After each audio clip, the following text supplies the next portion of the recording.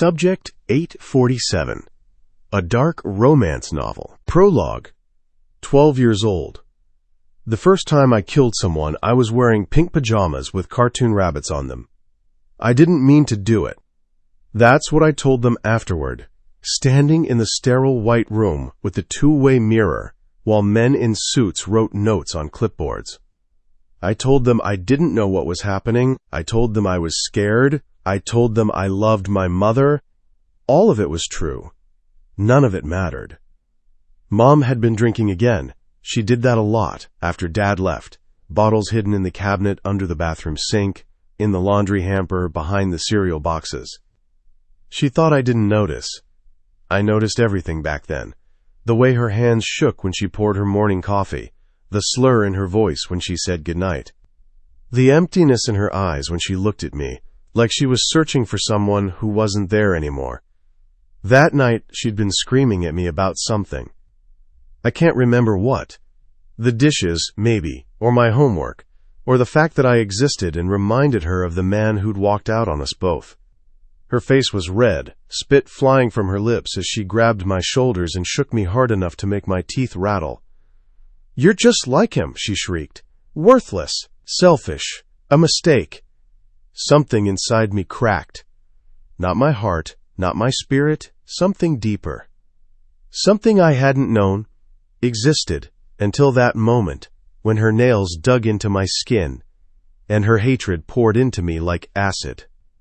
I felt it surge outward from my chest, invisible but tangible, a wave of pure emotion that crashed into her with the force of a freight train. Her eyes went wide. Her mouth opened in a silent scream. Her hands released me and flew to her head, clawing at her temples as if trying to dig something out. "Stop it," I whispered. "Please, I'm sorry, stop." But I didn't know how to stop. I didn't even know what I was doing. She collapsed onto the kitchen floor, convulsing. Blood trickled from her nose, her ears, the corners of her eyes. She was screaming now, but not with words. Just raw, animal sounds of agony that would haunt me for the rest of my life. I stood there in my pink rabbit pajamas, trembling, watching my mother die.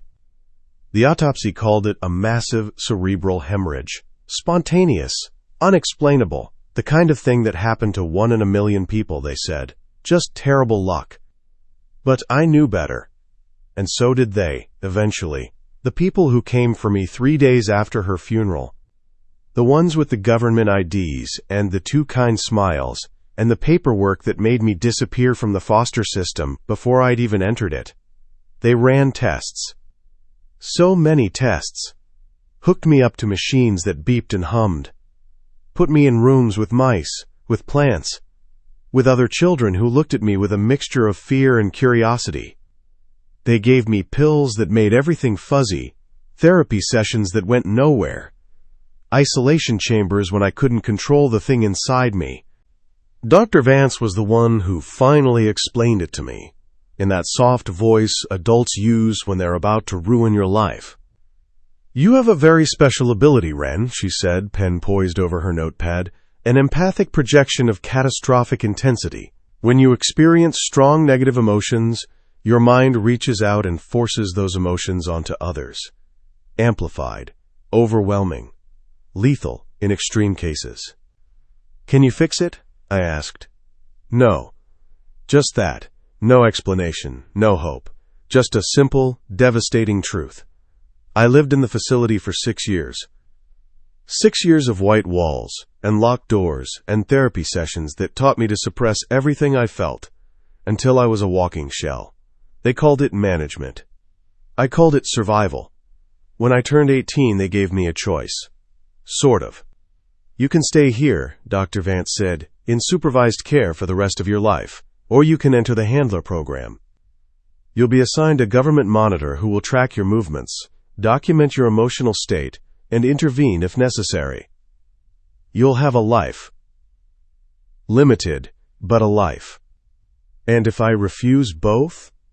Her smile was sad, pitying, the kind that made me want to scream. "Then we classify you as an uncontrolled threat." Permanent isolation. For everyone's safety. I chose the handler program. I chose surveillance over solitude. Tracking over imprisonment. A cage I could pretend wasn't a cage. 3 years later, they assigned me to handler 847. Real name, Cade Merrick, age 28. Former military, current government asset. Tasked with watching me 24 hours a day, 7 days a week for the rest of my life. Or his. I met him on a Tuesday. He stood in my assigned apartment, arms crossed, face expressionless, green eyes cold and assessing as they catalogued every detail of me like I was a case file. Which I suppose I was. "My name is Cade," he said, voice flat, professional. "I'll be monitoring you. You follow protocol, we won't have problems." I wanted to hate him immediately. This stranger who would know everything about me, who would watch me sleep, watch me eat, watch me exist, who would report my every emotion to some faceless agency that saw me as a weapon to be contained rather than a person to be helped. But I didn't hate him. Not then. I should have. Because 3 years after that first meeting, I would discover that Cade Merrick wasn't just watching me for the government. He was watching me for himself. And by then, the cage he'd built around me was already locked, with both of us trapped inside. Chapter 1. Ren. The coffee shop smells like burned beans and other people's conversations. I sit in my usual corner, the one with the chipped table and the view of the street, watching steam curl from my untouched latte. It's been sitting here for 20 minutes. The foam has collapsed into itself, leaving a sad brown ring around the edge of the cup. I should drink it. I should do something other than sit here like a mannequin waiting for someone to move my limbs. But I don't. Because Cade is watching. He's always watching. I don't need to look to know where he is. Black SUV, tinted windows, parked across the street between a blue Honda and a delivery truck. Same spot he always takes. He's been there since I left my apartment 43 minutes ago, following it exactly 3 car lengths, never closer, never farther. Protocol. Everything with Cade is protocol.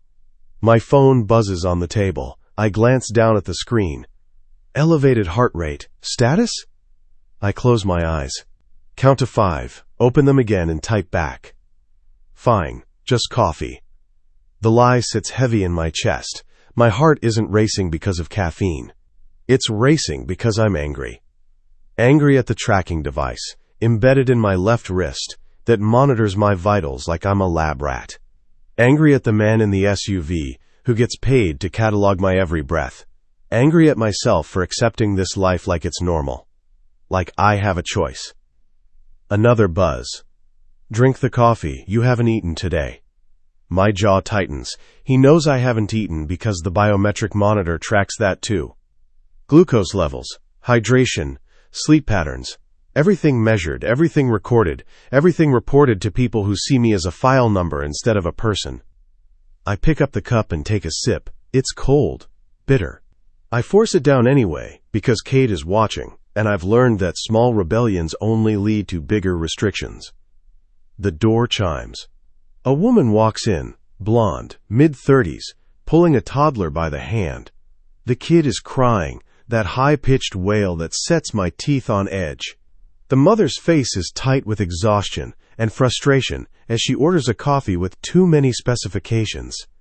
I feel it before I can stop it. The familiar tug in my chest. The way emotions leak out of people like radiation, invisible but tangible to someone like me.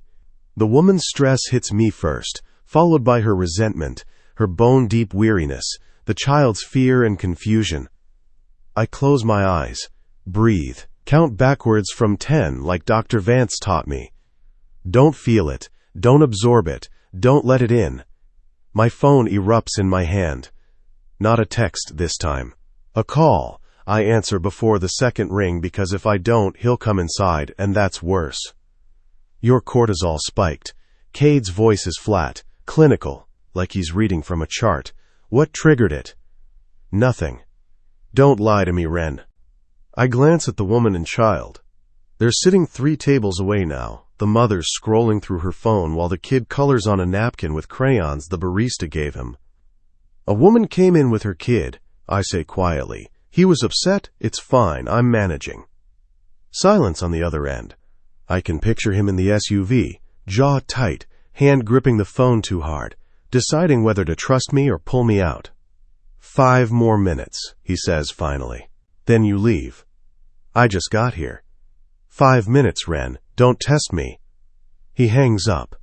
I stare at the phone, that familiar anger rising again. 5 minutes. Like I'm a child on timeout. Like I can't be trusted to sit in a coffee shop without supervision. The worst part is, he's right. I can't be trusted. Not really. Because if that woman snaps at her kid one more time, if the child starts crying again, if the emotions in this room get too thick, too overwhelming, I might crack. I might let that thing inside me slip out. I might hurt someone. Again, I drain the last of the cold coffee, grab my bag and head for the door. The woman doesn't look up. Neither does the barista. I'm invisible to them, just another customer leaving, unremarkable and forgettable. But to Cade, I'm everything. The object he's paid to watch, the threat he's trained to contain, the problem he needs to solve. I step out onto the sidewalk, and the autumn air bites at my skin. Across the street, the SUV's engine starts. Right on cue. I start walking toward my apartment, hands shoved in my jacket pockets, and the SUV follows. Always 3 car lengths behind, always watching. Always there. Asterisk, asterisk, asterisk. Cade. She's lying. I can tell by the way her shoulders tensed when I called, the slight pause before she answered, the too casual tone in her voice when she said she was managing. Ren Elliott is a terrible liar. I watch her through the tinted glass as she exits the coffee shop, her dark hair catching the afternoon light. She's wearing jeans and that gray jacket she likes, the one with the frayed cuffs. Her head is down, hands buried in her pockets. She walks like she's trying to disappear. She can't. Not from me. I put the SUV in drive and maintain the 3 car length distance. Protocol dictates I keep visual contact at all times, while maintaining a non-threatening presence. Close enough to intervene. Far enough not to spook her. The tablet mounted on my dashboard displays her vitals in real time. Heart rate, 98 BPM, elevated, but not critical. Cortisol levels dropping back to baseline. She's calming down. Good. My job is to keep her calm, keep her controlled, keep her from becoming the weapon the government knows she can be. 3 years I've been assigned to her. 3 years of watching every move, documenting every emotion, intervening when necessary. 3 years of knowing her better than she knows herself. I know she likes her coffee with too much sugar. I know she chews her bottom lip when she's anxious. I know she has nightmares at least twice a week and wakes up gasping, her heart rate spiking to 140 before she remembers how to breathe. I know she cries in the shower where she thinks I can't hear. But I can. The audio surveillance in her apartment picks up everything. Every sob. Every whispered curse. Every moment of weakness she tries to hide. It's part of the job. Comprehensive monitoring. Complete oversight. That's what I tell myself. She reaches her building, a converted brownstone with faded brick and narrow windows. 2nd floor, apartment 2B. I've memorized every inch of that space. The creaky floorboard by the bathroom. The window that doesn't lock properly. The way the evening light slants through her bedroom at 6:15 every day. She disappears inside, and I pull the SUV into my designated spot across the street, kill the engine, open my laptop. The surveillance feeds load immediately. 4 cameras. Living room, kitchen, bedroom, bathroom. Everything except the shower itself, though the thermal imaging picks up enough. I watch her drop her bag on the couch, kick off her shoes, head to the kitchen and pour a glass of water she won't finish. My phone rings. I answer without looking at the caller ID. There's only one person who calls this line. Status report. Director Chen's voice is clipped, efficient. She doesn't waste time on pleasantries. Stable, I say. Minor elevation this afternoon. Environmental trigger. She managed it. Define minor. Cortisol spike. Controlled within 3 minutes. No projection event. Silence. Then, she's been stable for 14 months, Handler Merrick. We're considering a reduction in surveillance level. My hand tightens on the phone. That would be inadvisable. Your recommendation is noted, but constant level 1 monitoring is resource intensive. If subject 847 continues to show stability, we'll move to level 2. 12-hour surveillance instead of 24, bi-weekly check-ins instead of daily. She's not ready. You've said that before. Because it's true. 14 months of stability doesn't erase the threat. She killed her mother, director. She's capable of... She was 12 years old and untrained. She's 21 now. She has coping mechanisms. She hasn't had a projection event in over a year. Because I'm watching her. The words come out harsher than I intended. Chen notices. Handler Merrick, are you experiencing attachment issues with subject 847? No. You understand the protocols. Handlers must remain objective, emotionally detached. If you're compromised... I'm not compromised. I'm being thorough. Another pause. On the laptop screen, Ren curls up on her couch with a book. She won't read it. She'll stare at the same page for an hour before giving up. I know her patterns. All of them. Continue level 1 monitoring, Chen says finally, but I want a full psychological evaluation completed by the end of the month. For both of you. She hangs up before I can respond. I set the phone down, look back at the screen. Ren has abandoned the book. She's standing at her bedroom window now, staring out at the street, at my SUV. She knows I'm here. She always knows. For a long moment, we exist in this strange limbo, her watching me watching her, a predator and prey who can't decide which role belongs to whom. Then she closes the curtain, and I keep watching anyway. Because that's my job. That's all it is. I tell myself that every single day. Chapter 2. Ren. I wake to the sound of my own breathing. The nightmare clings to me like sweat-soaked sheets, my mother's face. Her eyes wide and bleeding. The sound of her skull cracking against the kitchen tile. My 12-year-old hands reaching for her, trying to make it stop, trying to take it back. But I can't. I never can. I stare at the ceiling, waiting for my heart rate to settle. The monitor on my wrist pulses with a faint blue light. Cade will have seen the spike. He'll know I had another nightmare. He'll add it to his daily report like everything else. Subject 847 experienced sleep disturbance at 3:47 a.m. Duration 8 minutes. Heart rate peaked at 142 BPM. Return to baseline without intervention. Clinical. Detached. Like I'm data instead of a person. I roll over and check my phone. 4:32 a.m. Too early to get up. Too late to fall back asleep. The apartment is dark except for the streetlight bleeding through the curtains. I should close my eyes. Try to rest. Instead, I get out of bed. The hardwood is cold beneath my bare feet as I pad to the kitchen. I pour a glass of water and lean against the counter, staring out the window at the SUV parked across the street. The lights are on inside. He's awake, watching the surveillance feeds, documenting my insomnia like he documents everything else. I raise my middle finger to the window. My phone buzzes immediately. Hostile gesture noted. I can't help it. I laugh. It's bitter and sharp and probably registers as elevated emotional distress on his precious monitors, but I don't care. I type back. Sue me. 3 dots appear. Disappear. Appear again. Go back to bed, Ren. Make me. The dots don't appear this time, just silence. I wait, phone in hand, wondering if I've finally pushed too far. If he'll report this as insubordination, if they'll increase my restrictions or drag me back to the facility for reevaluation. Then my apartment door unlocks. The sound makes my stomach drop. The electronic beep, the click of the deadbolt sliding back. He has a key, of course he has a key, he has access to everything. But he's never used it before. The door opens and Cade steps inside, closing it behind him with a quiet precision that somehow feels more threatening than if he'd slammed it.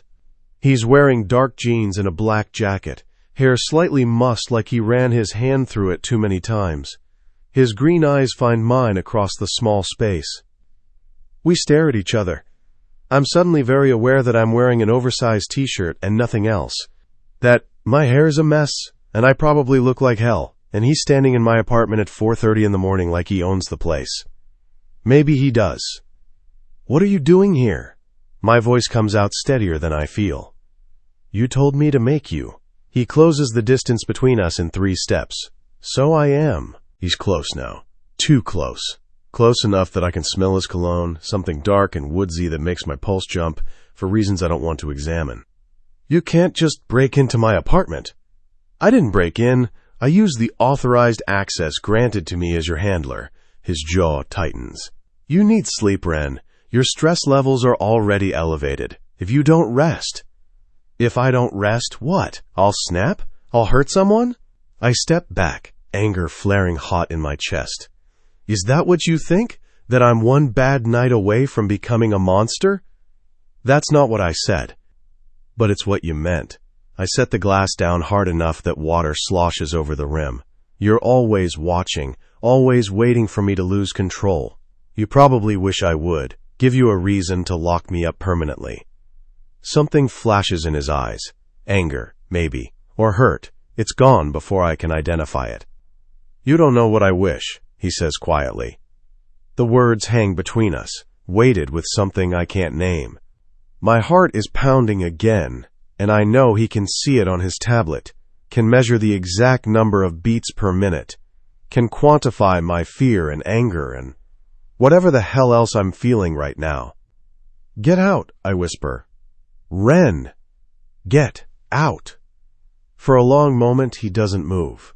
Just stands there staring at me with those intense green eyes like he's trying to see inside my skull. Like he doesn't already have complete access to my brain chemistry and vital signs and every goddamn thought I try to hide. Then he turns and walks to the door. Pauses with his hand on the knob. I'm trying to protect you, he says without looking back. No, I say. You're trying to control me. There's a difference. He leaves. The door clicks shut behind him, and I'm alone again in my apartment that isn't really mine, my life that isn't really lived, my freedom that's just another word for a prettier cage. I slide down to the floor, back against the counter, and close my eyes. I don't cry, but I want to. Asterisk, asterisk, asterisk. Cade. I shouldn't have gone inside. Protocol states handlers may enter subject living quarters only in cases of medical emergency or imminent projection events. Neither applied. She was angry and sleep-deprived, but not dangerous. Not to anyone but herself. I sit in the SUV, hands gripping the steering wheel, watching her apartment window. The light in the kitchen is still on. She hasn't moved from where she collapsed on the floor. I can see her vital signs stabilizing on the monitor, heart rate dropping, breathing evening out. She's fine. I'm not. The way she looked at me when I walked in, fear and anger, and something else I couldn't read. The way she stood there in that oversized shirt with her legs bare and her guard down, more vulnerable than I've ever seen her. I wanted to... No. I delete the thought before it fully forms. This is a job. She's an assignment. I don't get to want anything beyond keeping her contained and controlled. My phone rings. Director Chen, again. Handler Merrick, I just received an alert that you accessed Subject 847's residence at 4:33. Explain. She was exhibiting signs of emotional instability. I assessed the situation required direct intervention. Her biometrics show elevated but not critical levels. This doesn't qualify as grounds for entry. With respect, Director, I've been monitoring Subject 847 for 3 years. I know her patterns. The combination of sleep deprivation and emotional volatility was trending toward a potential incident. Was there an incident? No. Then your intervention was premature, her voice sharpens.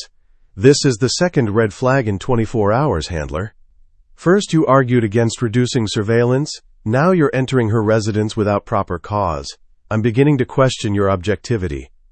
My jaw clenches. My objectivity is intact. I'm doing my job. Are you? Because from where I'm sitting it looks like you're overstepping. Handlers are meant to observe and contain, not engage. Subject 847 is not your friend. She's not your responsibility beyond the parameters of the program. She's a potential weapon that needs to be managed, nothing more. I don't answer, can't, because she's right, and I know it, and I hate that she's right. I want that psychological evaluation moved up, Chen continues. End of the week, both of you. If I find evidence of attachment or compromised judgment, I'll reassign you immediately. Are we clear? Crystal. She hangs up.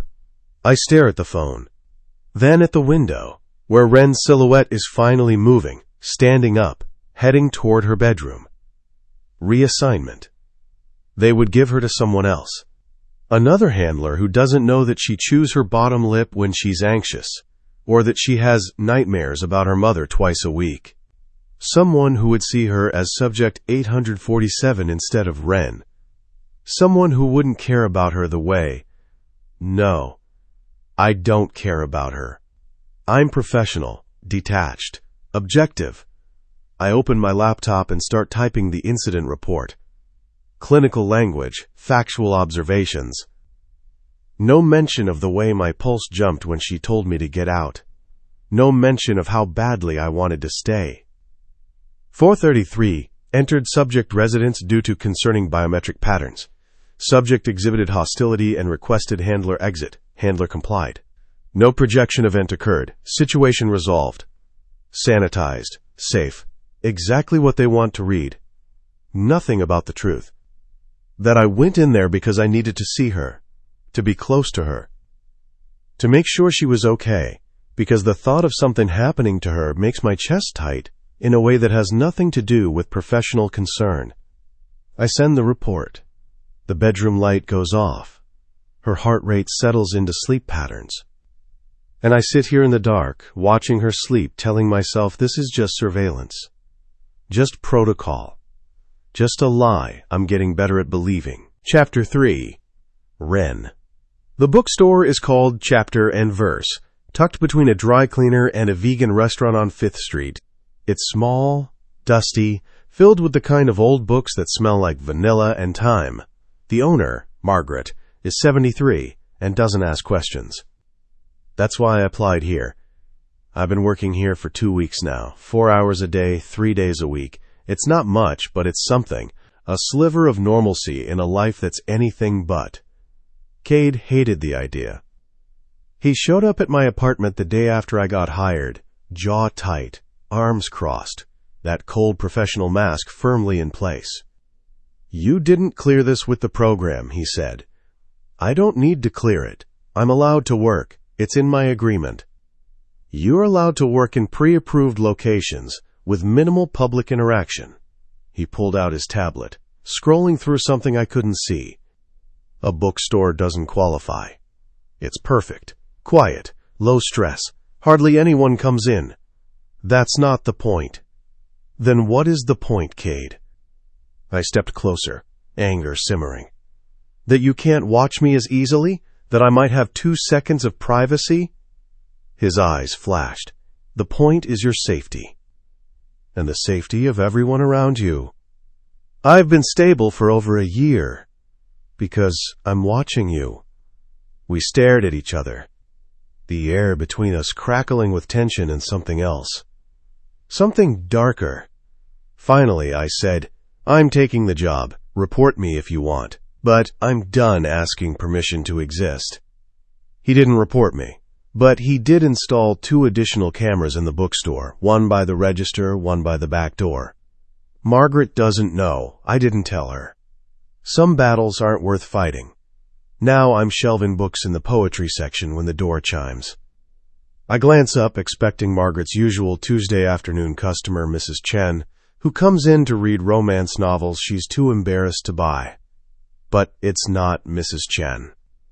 It's a man, early 30s, dark hair, easy smile. He's wearing a leather jacket and carrying a messenger bag covered in pins from bands I've never heard of. "Hey," he says, heading straight for the counter where I'm standing. "I'm looking for a first edition of Kerouac. On the road. You guys have anything like that?" I blink. We get maybe 5 customers a day, and most of them are looking for discounted bestsellers, not rare editions. Maybe. Let me check the back." His smile widens. "Thanks. I'm Ethan, by the way." "Ren." "Pretty name." He leans against the counter, completely at ease. "You work here long?" 2 weeks. "New in town?" "Something like that." I'm not good at small talk. 3 years of isolation, followed by 3 years of surveillance, doesn't exactly build social skills. But Ethan doesn't seem to notice. He just keeps smiling, asking questions, acting like I'm a normal person instead of a government-monitored threat. It's nice. It's dangerous. My phone buzzes in my pocket. I ignore it. "Let me check the back," I say again, needing space, needing to breathe. I head to the storage room and pull out my phone. 3 texts from Cade. "Who is he?" "Running background check now." "End the conversation. Now." My jaw clenches. I type back. "He's a customer. I'm working. Leave me alone." The phone rings immediately. I answer, keeping my voice low. "What?" "Get rid of him." Cade's voice is ice. "He's looking for a book. I'm helping him find a book. That's literally my job." Your heart rate spiked when he walked in. "Because someone actually talked to me." "That's not a crime, Cade." "He's flirting with you." I freeze. "So what if he is?" Silence. Then, "So it's a complication you don't need." "You mean you don't need?" "Ren." I'm hanging up now. I do. Before he can respond. Before I say something I'll regret. I find the Kerouac. It's not a first edition, but it's old enough to be interesting. I bring it out to the front, and Ethan's face lights up. "Perfect," he says, taking it from my hands. His fingers brush mine, and I feel it. The emotional bleed, curiosity, interest, a hint of loneliness. Nothing threatening, nothing dangerous. Just human. $20, I say. He pays, lingers. "Hey, I know this is forward, but would you maybe want to grab coffee sometime? There's a place down the street that—" The door slams open. Cade stands in the doorway, jaw tight, eyes blazing. He looks at Ethan, then at me, then back at Ethan. "Store's closing," he says. Ethan blinks. It's 2 in the afternoon. Emergency. Cade steps closer. He's taller than Ethan, broader, radiating a cold threat that makes the temperature in the room drop. "You need to leave." "Cade," my voice shakes, not with fear, with fury. "What are you doing?" He doesn't look at me. Just keeps his eyes locked on Ethan, who's backing toward the door, book clutched to his chest. Yeah, okay, sorry." Ethan glances at me. "Maybe another time." "She's not interested," Cade says. Ethan leaves. Fast. The door chimes shut, and we're alone, and I'm shaking with rage so intense I can barely breathe. "You had no right." My voice is barely a whisper. "He was making you uncomfortable." "He was being nice. There's a difference." "Your cortisol levels were elevated because you were watching me like a jealous boyfriend instead of doing your goddamn job." I take a step toward him. "You don't get to decide who talks to me, Cade. You don't get to scare away anyone who shows the slightest bit of interest in me." His jaw tightens. "That's not what this is." "Then what is it?" He doesn't answer. Just stands there, hands clenched at his sides, breathing hard like he ran here instead of drove. Maybe he did. "Get out," I say, "and don't come back. Watch me from your car like you're supposed to. Stay the hell out of my life." "I can't do that." "Why not?" He finally looks at me, really looks at me, and there's something in his eyes I've never seen before. Something raw and desperate and terrifying. "Because if I let you out there," he says quietly, "someone else will take you from me." The words hang in the air. take you from me, not put you in danger, not compromise the program. From me. My heart pounds. I don't belong to you, Cade.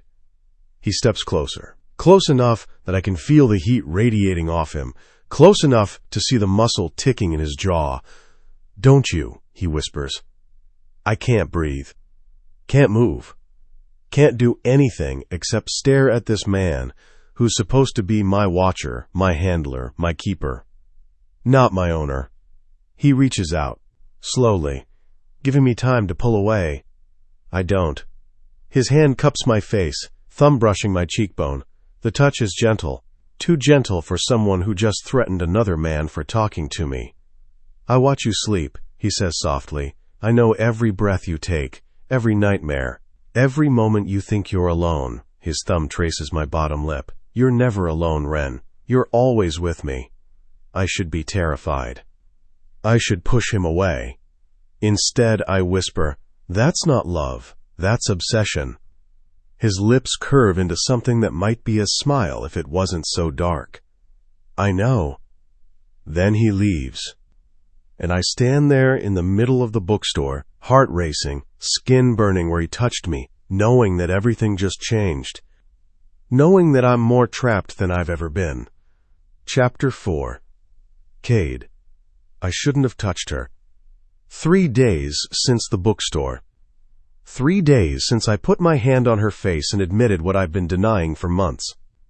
3 days of watching her through cameras and monitors, knowing she's thinking about it too. Knowing I crossed a line I can't uncross.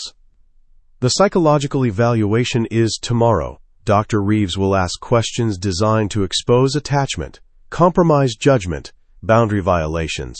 She'll recommend my removal from the program. They'll assign Ren to someone else. Handler 892, Marcus Webb, former Special Forces. Efficient. Clinical. He won't care that she chews her bottom lip when she's anxious.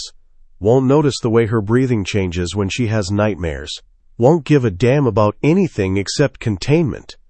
He'll watch her, but he won't see her. Not like I do. My laptop shows her apartment. She's curled on the couch reading.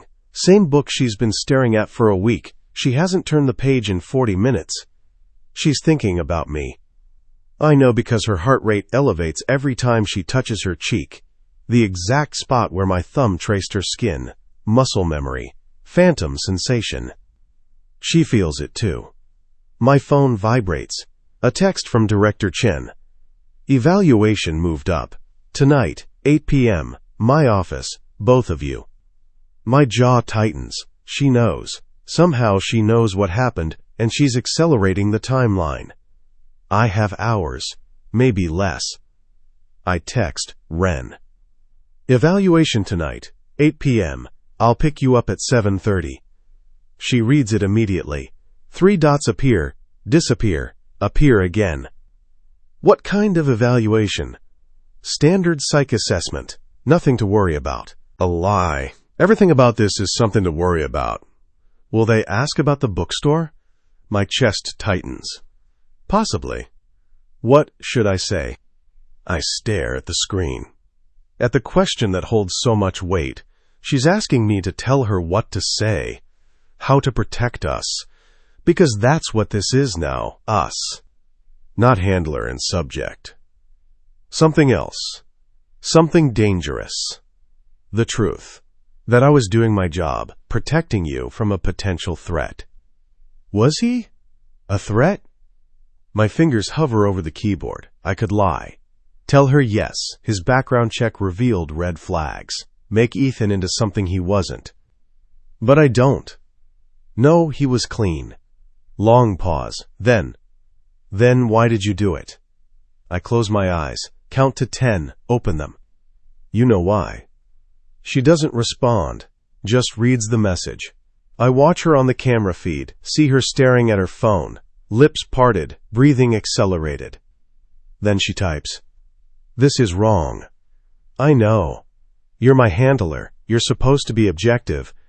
I know. They'll reassign you if they find out. I know." Another pause, longer this time. I watch her chest rise and fall, watch her touch her cheek again. I don't want them to. The words hit me like a punch to the gut. She doesn't want them to reassign me. She wants me to stay, to keep watching, to keep crossing those lines. She's as trapped in this as I am. Then we lie. What? Tonight, we tell them what they want to hear. Professional boundaries maintained. No attachment, no complications, just a handler doing his job and a subject complying with protocol. They'll know we're lying. Not if we're convincing. She goes quiet. I can practically see the gears turning in her head, weighing the risks, calculating the consequences.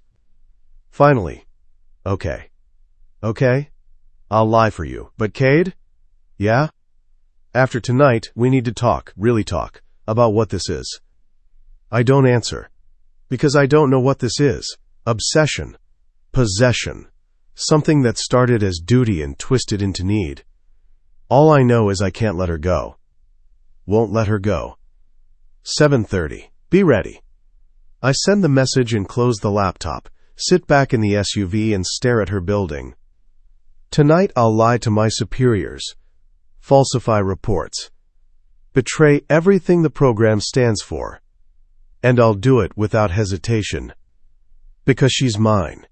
Asterix, asterix, asterix. Ren.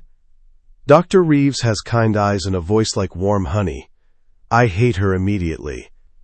We sit in Director Chen's office. Cade on one side of the room, me on the other. Strategic placement designed to observe our body language.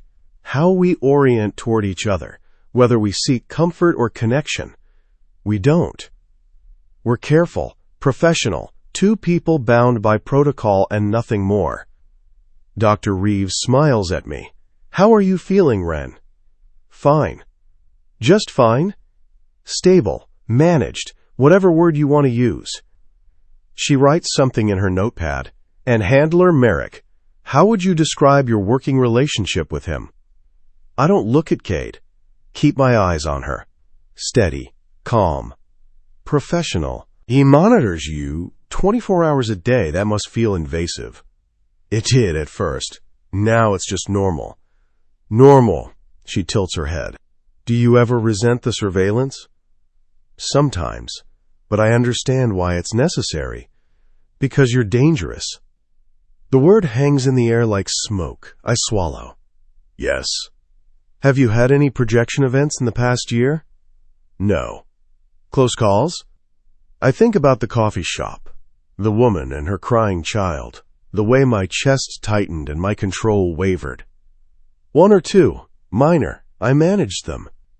With Handler Merrick's assistance? He was monitoring, but I controlled it myself. She makes another note, then looks at Cade. Handler Merrick, there was an incident 3 days ago at Subject 847's place of employment. Can you describe what happened?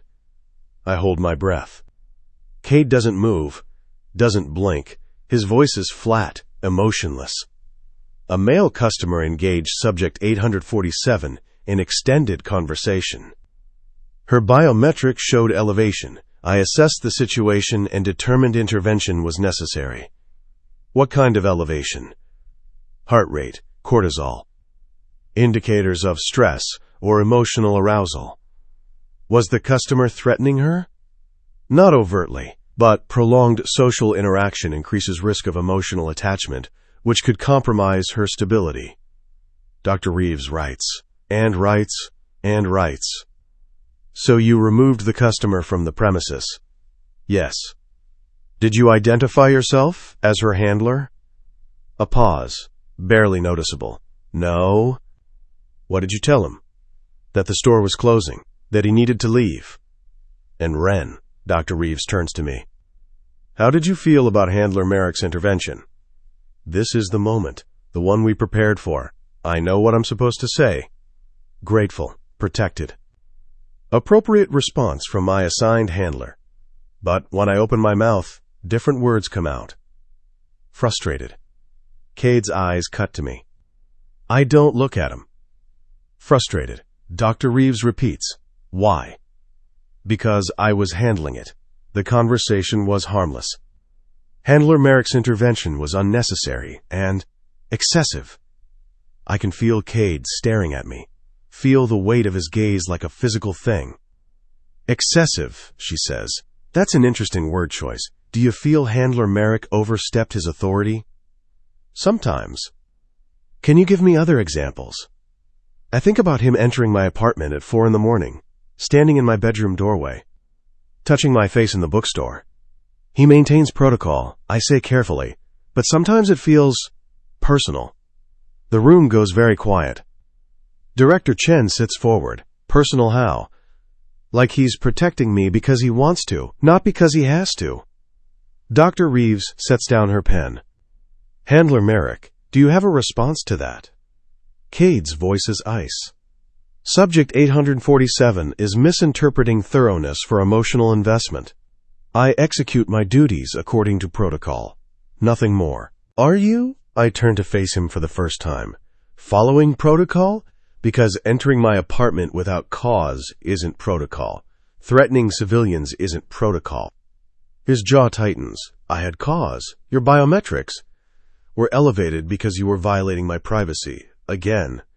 That's enough, Director Chen stands. We'll conduct individual interviews. Dr. Reeves, take subject 847 to the adjacent room. Handler, Merrick, you stay here. I stand. Follow Dr. Reeves out, but before I close the door, I glance back. Cade is staring at me, and there's something in his eyes I've never seen before. Not anger. Betrayal. The door closes, and I realize what I've just done. I didn't lie for him. I told the truth. Chapter 5. Ren. The ride back to my apartment is silent. Cade doesn't speak, doesn't look at me, just drives with his hands gripping the steering wheel hard enough that his knuckles are white. The only sound is the hum of the engine and my own breathing, too loud in the enclosed space. I want to explain, want to tell him why I did it, but the words stick in my throat because I don't know if I can explain it even to myself. Maybe I wanted to hurt him. Maybe I wanted to see if he'd fight for this thing between us. Maybe I was just tired of being controlled and needed to prove I still had a voice. Or maybe I was testing him, seeing if his obsession was strong enough to survive the truth. He pulls up to my building, doesn't put the car in park. Cade, get out. His voice is flat, empty, worse than anger. Let me explain. You made your position clear. Handler Merrick oversteps. Handler Merrick violates protocol. Handler Merrick makes you feel unsafe. He finally looks at me, and his eyes are cold. Dead. Message received. That's not what I meant. Get out. I grab the door handle. Pause. What did Chen say? A muscle ticks in his jaw. I'm still your handler. For now. But there will be increased oversight. Weekly evaluations. Restricted access to your residence. And if there's one more incident, one more complaint, I'm removed from the program entirely. My chest tightens. Cade, I'm sorry. Don't.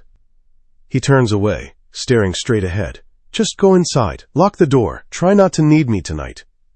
The words cut deeper than they should. I get out.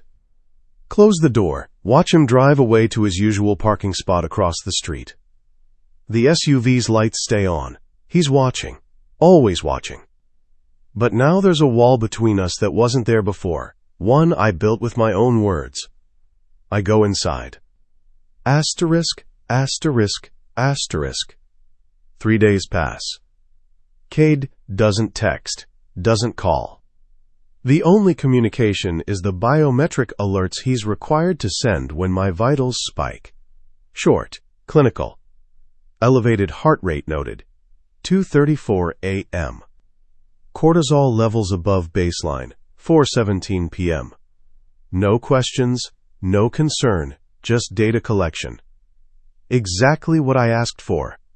I hate it. I go to work at the bookstore. He follows at the regulation distance, parks across the street, watches through the cameras he installed, but he doesn't come inside. doesn't intervene when customers talk to me. He's following protocol, maintaining professional boundaries, being exactly what I said I wanted. And it's killing me. On the 4th day I break. I'm closing up the bookstore when I pull out my phone and type before I can stop myself. Can we talk? The message sits there, delivered, read. No response. I try again. Please. My phone rings. I answer immediately. What? Not a question, a demand. I need to explain. There's nothing to explain. You made your feelings clear. I'm adjusting my approach accordingly.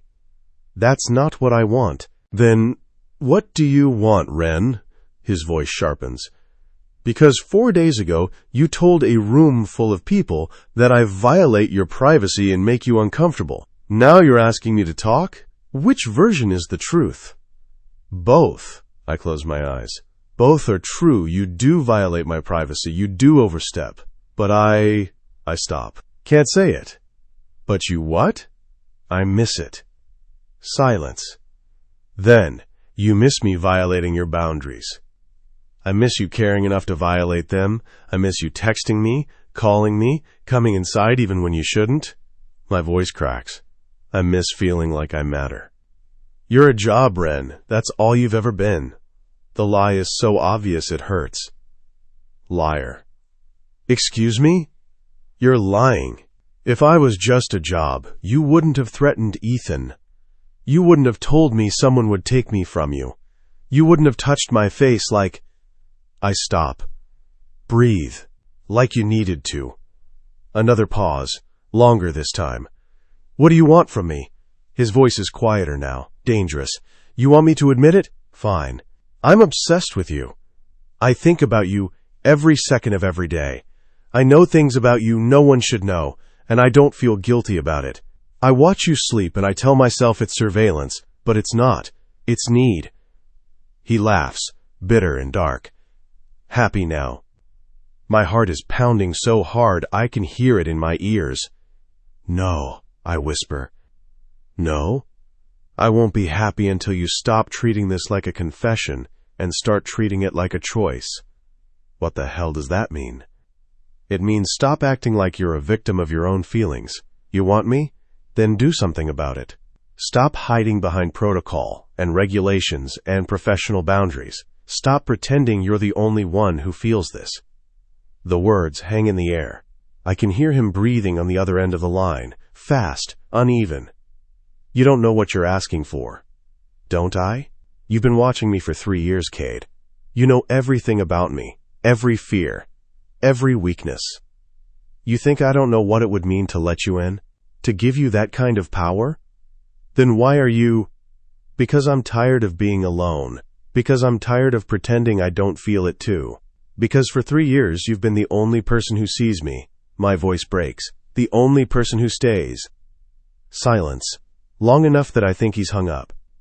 Then, lock your door. What?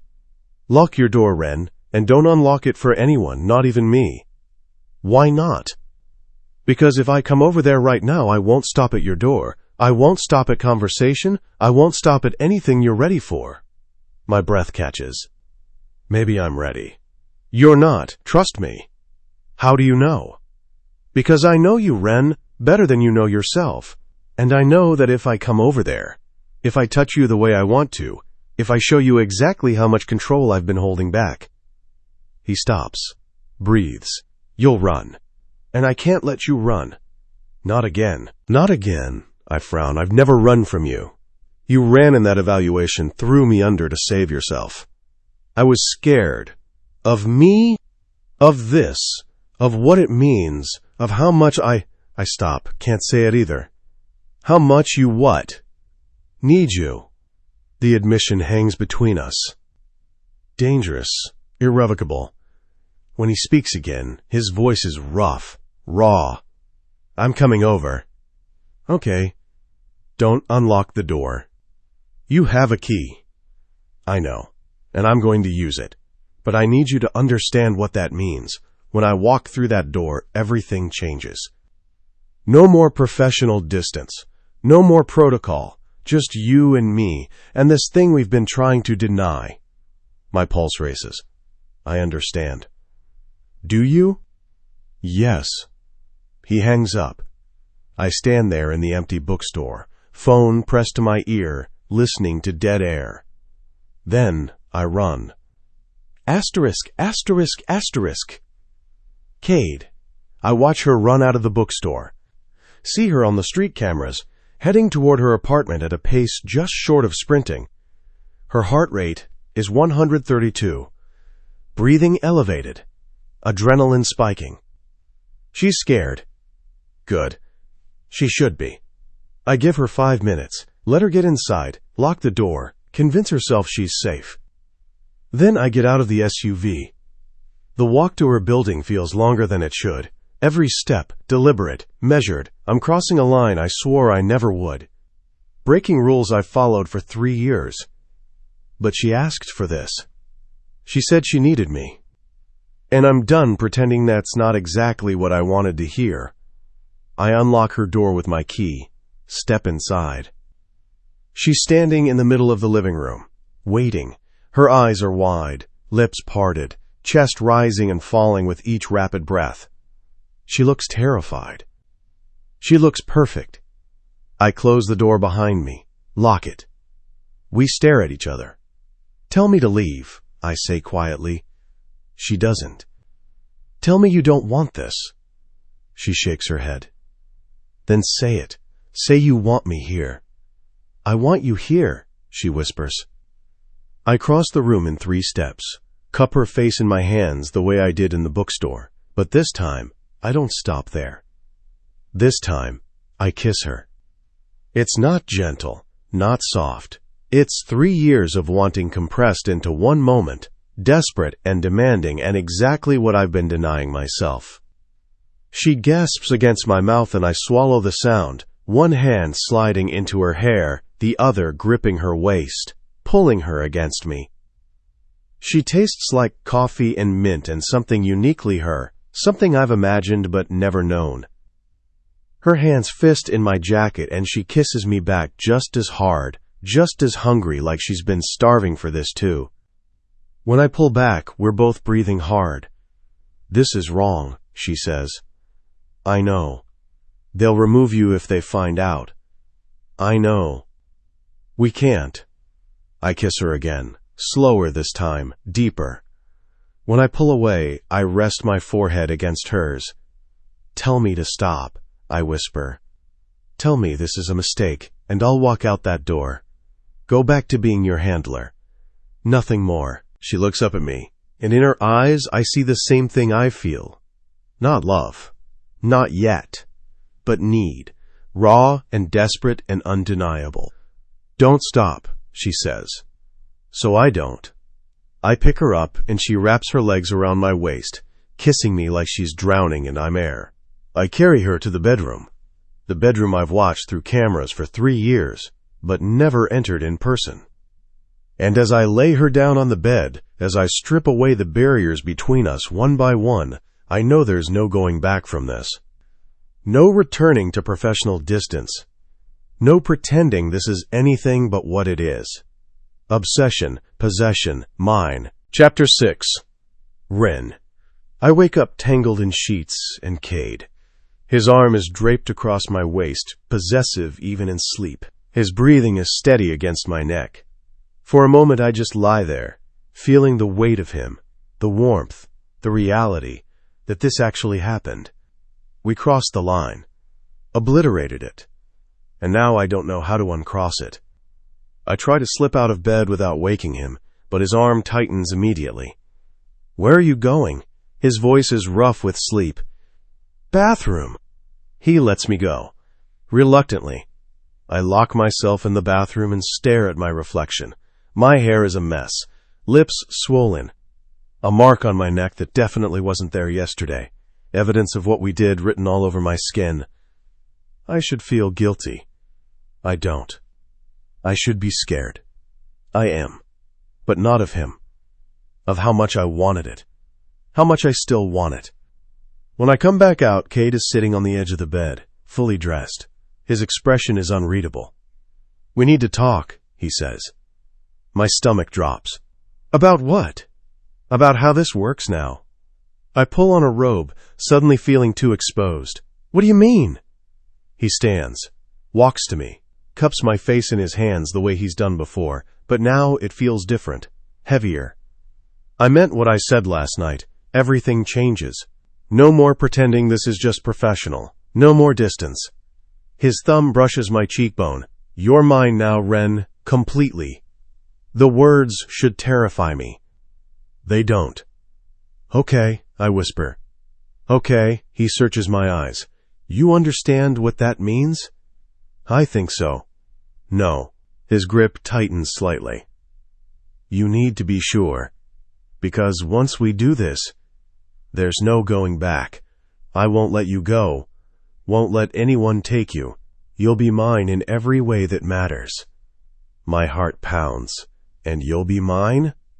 Something flashes in his eyes. I've been yours since the day they assigned me to you. I just didn't admit it. He kisses me, soft, almost gentle, a contrast to last night's desperation. When he pulls back, he says, I need to go, file my daily report, but I'll be back tonight. Okay. And Ren? He pauses at the door.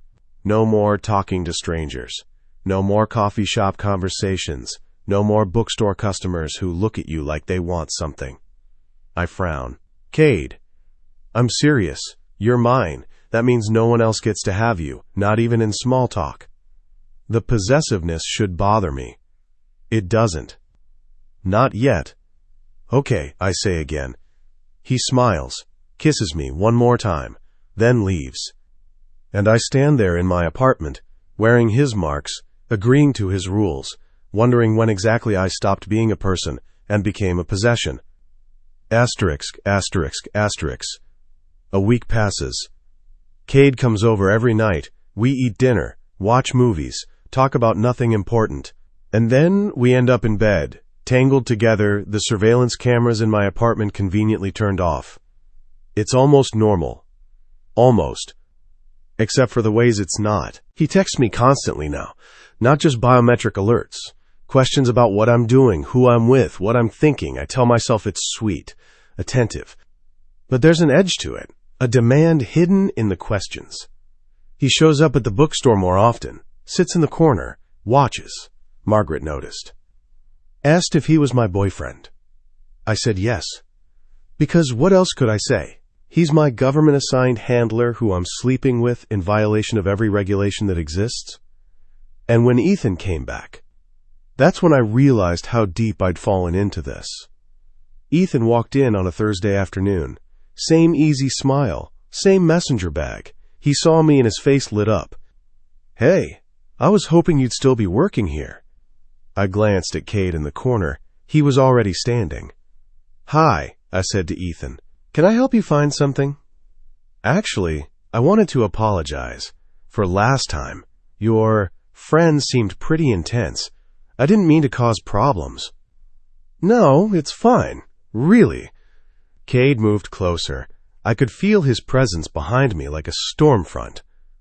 Still, Ethan continued, oblivious. I'd like to make it up to you. Maybe that coffee? My treat. Before I could answer, Cade's hand landed on my shoulder, possessive, claiming. She's not interested, he said. Ethan looked between us. Understanding dawned. Oh, you two are. Yes, Cade said. We are. I should have said something. Should have corrected him or explained or done anything other than stand there silently while Cade staked his claim. But I didn't. Ethan left. Quickly. And when I turned to face Cade, I saw something in his eyes that made my blood run cold. Satisfaction. Like he'd won something. You didn't have to do that, I said quietly. Yes, I did. He pulled me closer.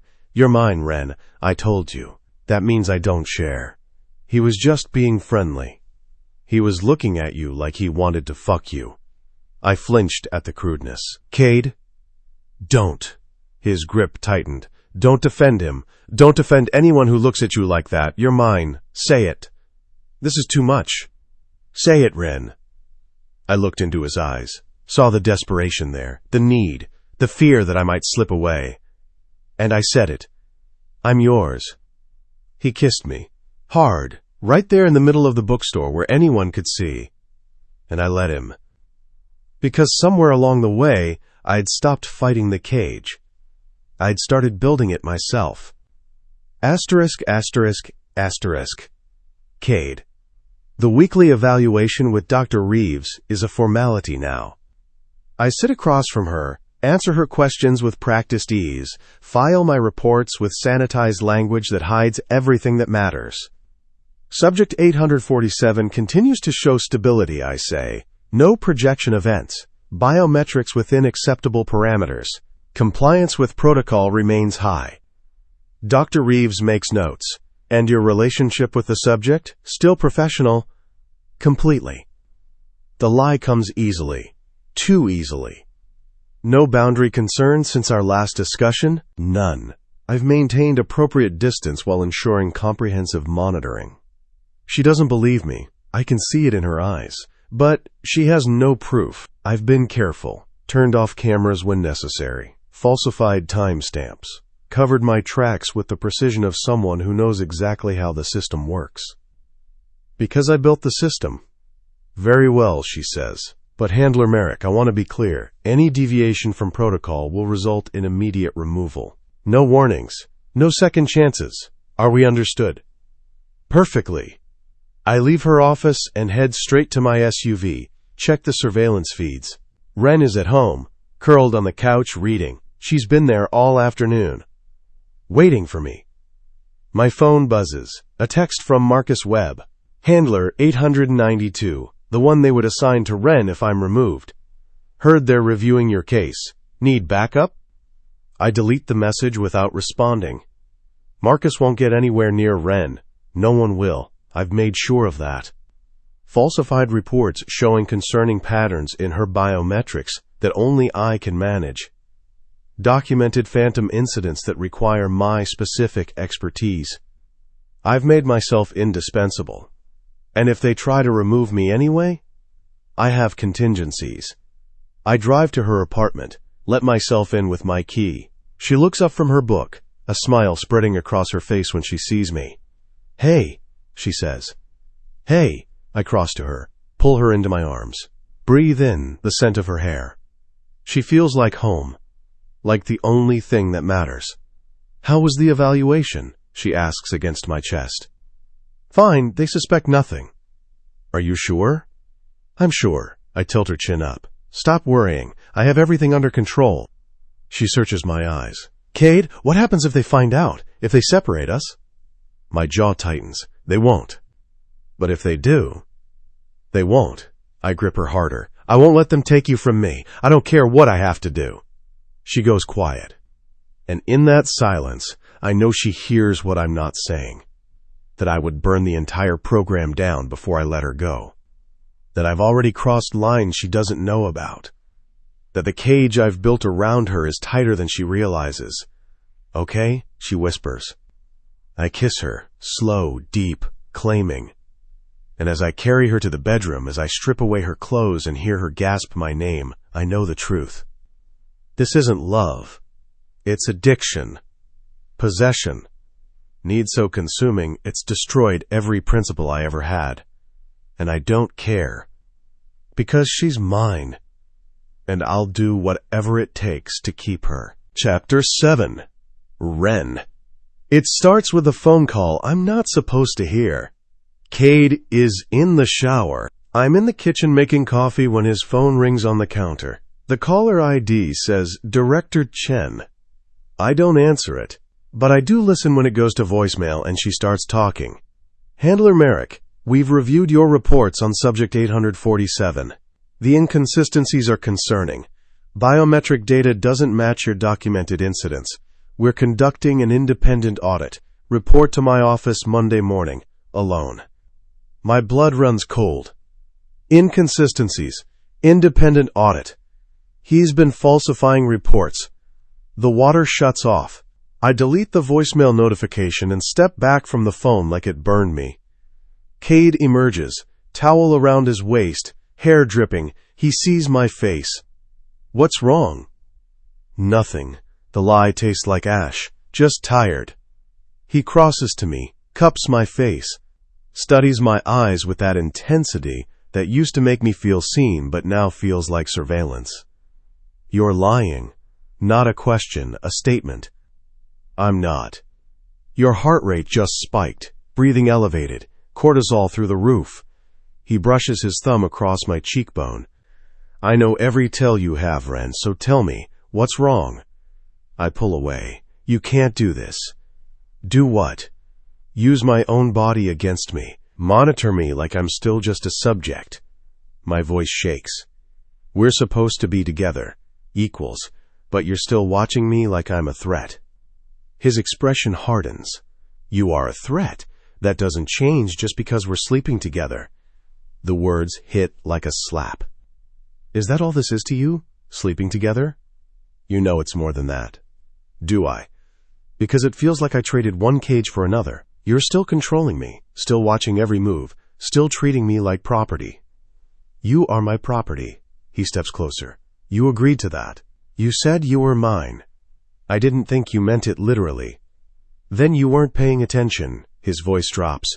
Dangerous. I told you from the beginning. Everything changes. You're mine now. Completely. I back away. I want you to leave. He doesn't move. No. Cade, we're not doing this. You don't get to push me away every time you're scared. I'm not scared. I'm seeing clearly for the first time in weeks. My hands shake. You've been lying to me, manipulating the system, making yourself indispensable so they can't remove you. His eyes narrow. How do you know that? Director Chen called. I heard the voicemail. Silence. Heavy. Suffocating. Then, you went through my phone. It rang. I didn't answer it. But she left a message and you listened. He takes a step toward me. You invaded my privacy. After everything you've said about me violating yours. Don't turn this around. You've been falsifying reports, Cade, lying to the program, creating fake incidents to keep yourself assigned to me. To protect us. To control me. My voice breaks. You can't let me go. Can't trust me to exist without your constant surveillance. You say you love me, but you treat me like... I never said I loved you. The words stop me cold. He sees the impact, softens slightly. I said you're mine. I said I need you. But love? He laughs, bitter. Love is for people who have a choice. I don't have a choice with you, Ren. You're an obsession, an addiction, something I can't quit even when I know I should. Tears burn my eyes. Then let me go. No. Cade, please? I said no. He closes the distance between us, grabs my wrist. Not hard enough to hurt, but firm enough that I can't pull away. You're not thinking clearly. You're upset about the audit, scared of what it means. But I'll handle it. I always handle it. By lying, by manipulating, by doing whatever it takes to keep us together. His grip tightens. That's what you wanted, isn't it? For me to fight for this? To prove how much I need you? Not like this. Then how, Ren? Tell me how I'm supposed to keep you when the entire system is designed to take you away from me the second they think I'm compromised. I don't have an answer. Because he's right. There is no way, no scenario where we get to be together without him breaking rules and crossing lines. Which means this was doomed from the start. I need space, I whisper. You don't get space. You get me. 24/7. That's the deal. I didn't agree to this. You said you were mine. I was wrong. He releases my wrist, steps back. And for a moment, I think he's going to leave, going to give me the space I need to think. Instead, he pulls out his phone. What are you doing? Making a call. To who? He doesn't answer, just dials and puts the phone to his ear. This is Handler Merrick. I need to report a concerning incident with subject 847. She's showing signs of emotional instability. Potential projection event imminent. Requesting immediate lockdown protocol. My blood turns to ice. Cade, no. He hangs up, looks at me with cold eyes. Lockdown means 72 hours in containment. No visitors, no communication, just you in a padded room until you calm down. He steps closer. Is that what you want? Or are you ready to stop fighting this? I can't breathe. You wouldn't.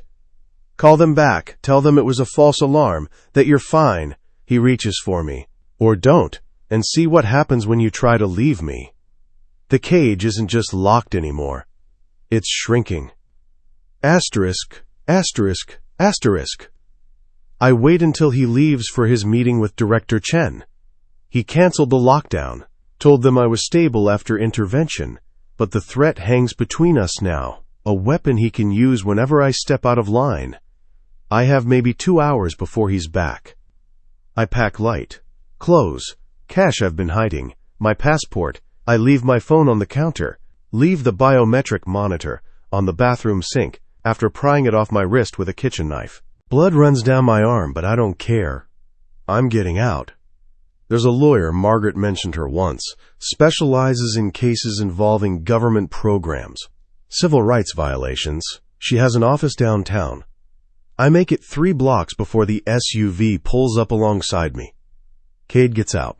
His face is a mask of cold fury. Get in the car. No. He grabs my arm, the one with the bleeding wrist. His fingers dig in hard enough to bruise. You removed the monitor. Do you have any idea how many alarms that triggered? They think you're having a breakdown. They're sending a containment team. Good. Let them. Maybe they'll remove you when they see what you've done to me. His grip tightens. What I've done? I've protected you, kept you safe, given you everything you asked for.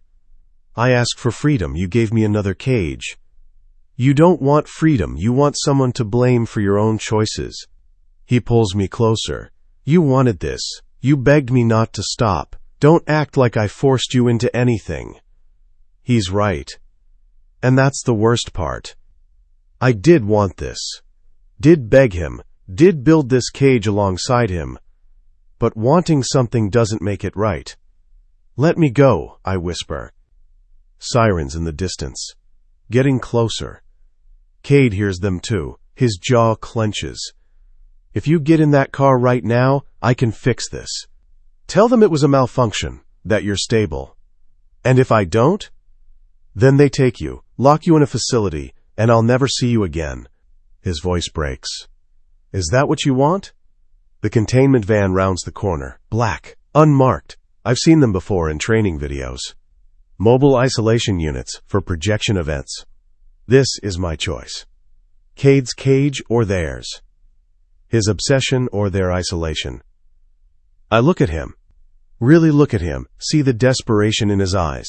The fear. The love he won't name. And the need he can't control. And I make my decision. I pull away from his grip. And I run. Not toward the van. Not toward safety or freedom or any illusion of escape.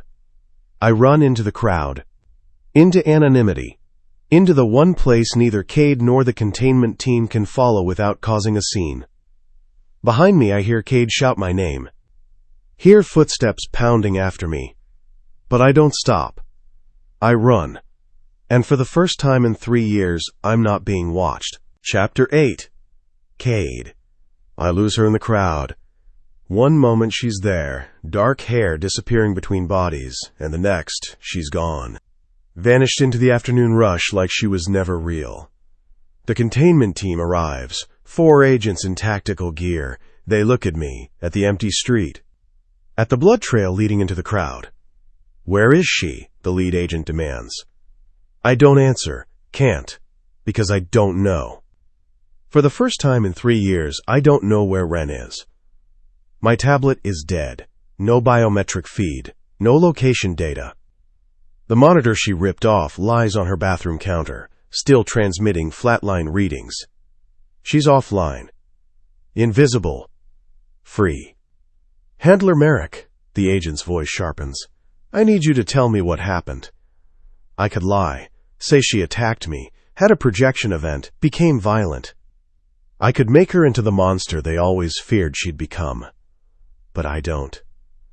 She ran. I say quietly. She doesn't want to be in the program anymore. That's not her choice to make. Maybe it should be. The agent stares at me. You're compromised. Yeah. I hand him my tablet, my keys, my access credentials. I am. Asterisk, asterisk, asterisk. Wren. The lawyer's name is Rebecca Marsh. She's 40-something, sharp-eyed, and doesn't flinch when I show up at her office bleeding and terrified. Handler program? She asks after I explain. Yes.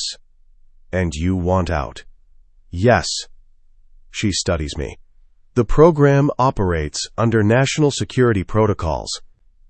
Getting you emancipated won't be easy. But it's possible? Possible, not probable. She leans back in her chair. You'll need to prove you're not a threat, that you can manage your ability without government oversight, and you'll need documentation of misconduct by your handler. My chest tightens. What kind of misconduct? Boundary violations, falsified reports, abuse of power. She watches me carefully. Did your handler do any of those things? I think about Cade, about his hands on my face, his lips on mine, the way he threatened to lock me up if I tried to leave, the way I begged him not to stop. Yes, I whisper. All of them. Asterisk, asterisk, asterisk. It takes 3 weeks. 3 weeks of depositions and testimony and psychological evaluations. 3 weeks of describing every violation, every crossed line, every moment Cade treated me like property instead of a person. I don't tell them about the parts one wanted, about how I asked for it, needed it, craved the attention even when it suffocated me.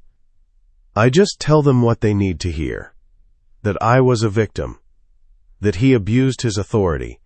That I deserve freedom. The hearing is held in a closed courtroom. Just me, Rebecca, Director Chen, and a panel of 3 judges. Cade isn't there. They tell me he was removed from the program, pending investigation, possible criminal charges for falsifying government documents. I should feel relieved. Instead, I feel empty. The lead judge reads the decision. Subject 847, also known as Wren Elliott, is hereby emancipated from the handler program. Mandatory monitoring is suspended. She is free to live independently under the condition of quarterly psychological evaluations for the next 2 years. Free. The word echoes in my head. I'm free. So why does it feel like I lost something? Asterisk, asterisk, asterisk. 6 months later. Wren. I have an apartment across town. Small, cheap, mine. No cameras, no monitors, no one watching me sleep. I should love it. Some days I do. Other days, I wake up reaching for someone who isn't there. Check my phone for texts that never come. Stand at the window looking for an SUV that's no longer parked across the street. I got a new job. A bookstore 2 neighborhoods over. The owner doesn't ask questions, doesn't know my history. I make friends, go to movies, have coffee with people who don't monitor my heart rate. I'm living. But sometimes living feels lonelier than the cage ever did. I'm walking home from work when I see him. Across the street, leaning against a building, same dark jacket, same green eyes. Cade. My heart stops. Starts again too fast. He doesn't approach, just stands there, watching.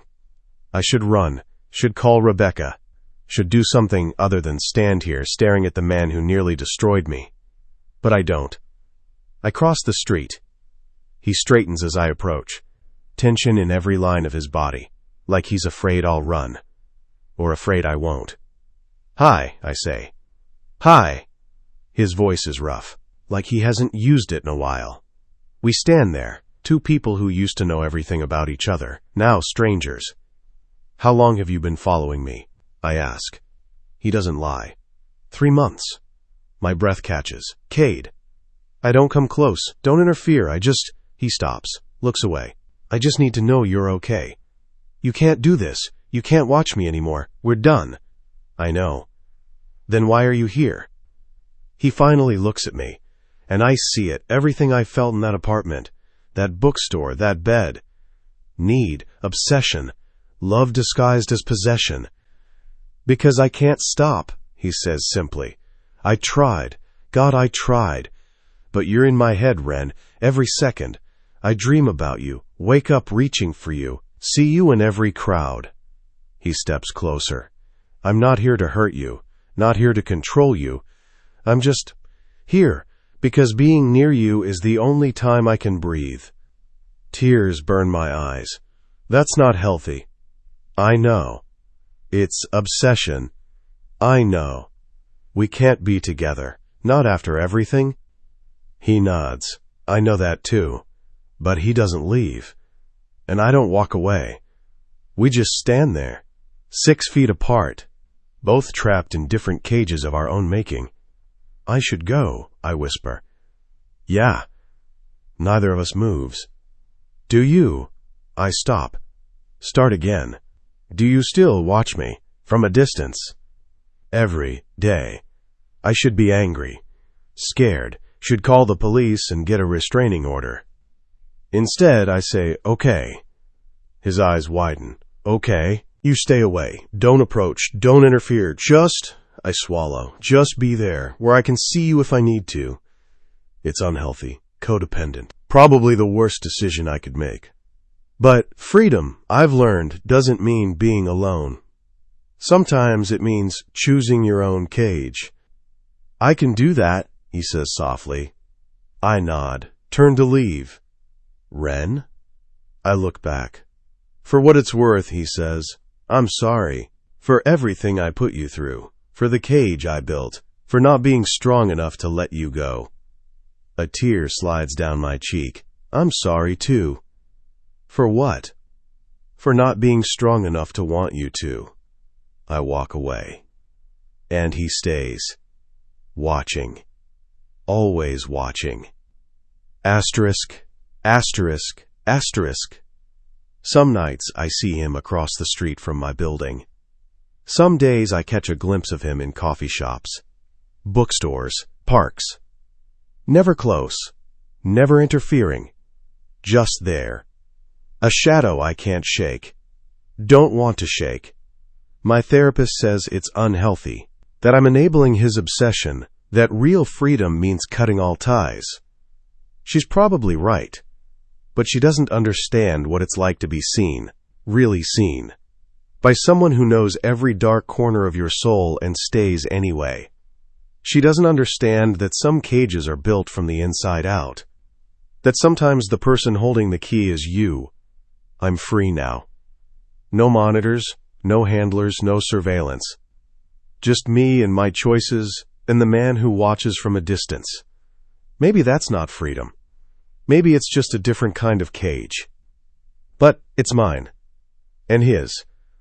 And somehow, that's enough. Epilogue. 1 year later. Ren. They say freedom is the absence of restraint. No walls, no locks, no one watching. But I've learned that freedom is more complicated than that. I stand at my apartment window, coffee in hand, watching the sunrise paint the city gold. It's a ritual now. Every morning, same window, same view, same figure across the street. Cade leans against the building opposite mine, hands in his pockets, face tilted toward my window. He doesn't wave, doesn't smile, just stands there like a sentinel. Like he's been there all night. He probably has. My therapist still thinks this is unhealthy, that I'm enabling a dangerous obsession, that healthy boundaries mean complete separation. She doesn't understand. Cade doesn't interfere, doesn't approach unless I ask, doesn't try to control my life anymore. He's just there, a constant in a world that spent years telling me I was too dangerous to exist in it. I raise my coffee cup, a small gesture, acknowledgement. He nods back. This is our routine, our compromise, our cage that we've both chosen. Because the truth is, I don't want him to leave. Not entirely. I've built a life, friends, work, hobbies, all the things a normal person has. But at night, when I close my eyes, I still see him. Still feel his hands on my face. Still hear his voice saying I'm his. And part of me, the damaged, codependent, probably unhealthy part, still wants to be. I finish my coffee, get ready for work, live my free life. And when I leave my building, Cade follows, 3 blocks behind, never closer, never farther. Always watching. Asterisk, asterisk, asterisk. Cade. People ask me why I don't move on. Get therapy, find someone else. Build a life that doesn't revolve around a woman who will never be mine the way I need her to be. I tell them I'm working on it. I'm not. Every morning I watch her window until the light comes on. Watch her silhouette move through the apartment. Watch her raise her coffee cup in that small acknowledgement that says she knows I'm here. That she wants me here. It's not enough. It will never be enough. But it's what I have. The handler program fired me. Investigated me. Found evidence of falsified reports, boundary violations, abuse of authority. They offered a deal, plead guilty to administrative misconduct, accept a lifetime ban from government work, and avoid criminal charges. I took it.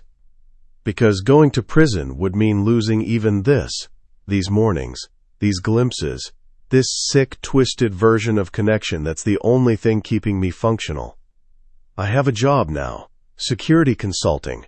Ironic, considering. But it pays enough to keep my apartment across from hers, to maintain this vigil. She leaves for work. I follow.